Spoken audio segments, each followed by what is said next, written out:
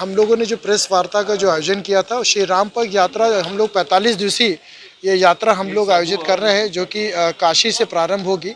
और अयोध्या होते हुए प्रयागराज, चित्रकूट और सतना होते हुए हम लोग रामेश्वरम जाएंगे। रामेश्वरम से फिर हम लोग श्रीलंका जाएंगे। श्रीलंका से वापस लौट करके ये अन्य भारत के स्थलों पर जाएंगे, जैसे कि मुंबई और बड़ोदरा, सोमनाथ, फिर जयपुर, आपका दिल्ली, मथुरा, लखनऊ,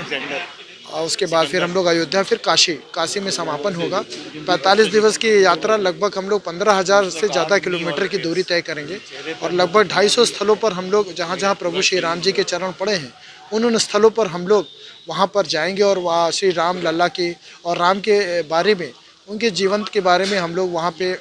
वहाँ के वृद्ध जनों से, वहाँ के जो प्रबुद्ध जन हैं उनसे भी हम कुछ जानकारियाँ वहाँ से हम लोग जुटाएंगे और उन जानकारियों को भी हम लोग ले करके हम लोग आप सबके बीच में, क्योंकि ये कुछ ऐसी जानकारियाँ, बड़ी महत्वपूर्ण जानकारियाँ हैं जो कि अभी तक हमारे महाकाव्यों में भी नहीं आई हैं। तो उन जानकारियों को भी हम लोग वहाँ से एकत्रित करके आप सबके बीच में उसको हम लोग एक बुक के माध्यम से या जो भी है हम लोग उसके पुस्तक के माध्यम से आप सबके बीच में साझा करेंगे। और इस यात्रा में सबसे विशेष बात यह कि जहाँ जहाँ प्रभु श्री राम जी के चरण पड़े वहाँ के रज और जल भी हम लोग लेकर के आएंगे। उस रज जल को हम लोग जो है गुरुकुल की स्थापना के लिए हम लोग रखेंगे, ताकि ऐसे प्रांगण को हम लोग जो है गुरुकुल की शिक्षा प्रणाली को जो अभी तक ध्वस्त हो चुकी रही है उसको हम लोग दुरुस्त करने का काम करेंगे, क्योंकि हमारी भारत की जो संस्कृति है वो हमारी पुरानी जो शिक्षा प्रणाली रही है उसके कारण रही है, जो कि आज तक प्रणाली को आप किस तरीके से विस्तार कर पाएंगे, क्योंकि आज के परिवेश में हर लोग अपने बच्चे को कमेंट में पढ़ाना पसंद कर रहे हैं। बिल्कुल बिल्कुल। आपने देखा, कभी आपने कल्पना किया था कि जिस तरीके से इस समय राम में हुआ, क्या कभी आपने इसके पहले कभी सपने में भी देखा था कि इस तरीके का भी एक लहर चलेगी? तो आप ये जान लीजिए कि हमारी जो शिक्षा प्रणाली रही है पहले की वो बड़ी सुदृढ़ रही है, बड़ी व्यवस्थित रही है। आज जो भी हमारे पूर्वज रहे हैं, अगर आप लोग भी सभी लोग के घर में कहीं ना कहीं अगर पूर्वजों से अगर आपको जानकारी प्राप्त होगी कि जो हमारे यहाँ जो अध्ययन की जो व्यवस्था रही वो बड़ी बड़ी स्ट्रांग रही है, बड़ी मजबूत रही है। और उसी के कारण आज भी हमारे यहाँ पहले श्रुतियों और स्मृतियों का दौर हुआ करता था। तो हम लोग पहले क्या करते थे कि जो सुनते थे वही परंपराएं हमारे आगे की पीढ़ियों को हम लोग देते चले आ रहे थे।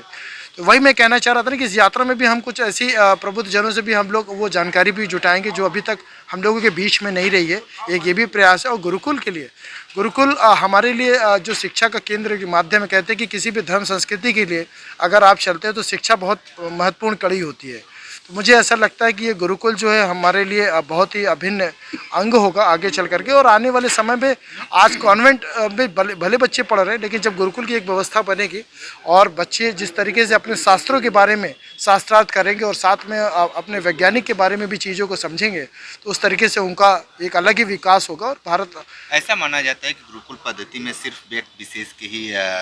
मतलब कि ऐसा कुछ नहीं जाते हैं छात्र। नहीं, ऐसा नहीं है, सभी के लिए है। क्योंकि जहाँ पर खेल है, शिक्षा है, शस्त्र है, शास्त्र है, सभी पर हम लोग जो है इस पर हम लोग काम करेंगे। जो हमारी वैदिक संस्कृति रही है, जो भी हमारी वेद की जो संस्कृति रही है, उसको हम लोग प्रचार प्रसार करेंगे शिक्षा के माध्यम से। आज हमारी संस्था श्रृंगेरी मठ में प्रेस वार्ता जो कर रही है,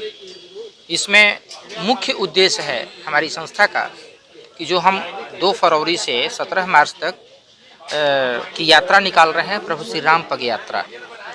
जो अयोध्या से होते हुए श्रीलंका तक जाएगी और श्रीलंका से पुनः लौटकर हम काशी तक आएंगे अयोध्या होते हुए। ये 45 दिवसीय जो यात्रा है, इस यात्रा का मुख्य उद्देश्य है कि अपनी संस्कृति, अपने सनातन के लिए चेतन करना लोगों को और सबको जोड़ना, यानी सबको इस चीज़ों से अवगत कराना कि हमारी संस्कृति क्या है और हमारा सनातन क्या है। साथ में कि राष्ट्र के अंदर जो शिक्षा की प्रणाली है, जो पाश्चात्य शिक्षा से ओतप्रोत होता जा रहा है, इसके जगह गुरुकुल शिक्षा व्यवस्था की स्थापना करना, गांव-गांव गुरुकुल का, एक-एक गुरुकुल का निर्माण कराना, जिससे हमारी आने वाली पीढ़ी का संस्कार, संस्कृति, अनुशासन ये सुदृढ़ हो, वो जाने कि मैं कौन हूँ और हमारी संस्कृति क्या है। और विश्व शांति का उद्घोष इस काशी की धरा से और इस श्रृंगेरी मठ से हम लोग कर रहे हैं। और भगवान प्रभु श्री राम के प्राकट्य उत्सव में,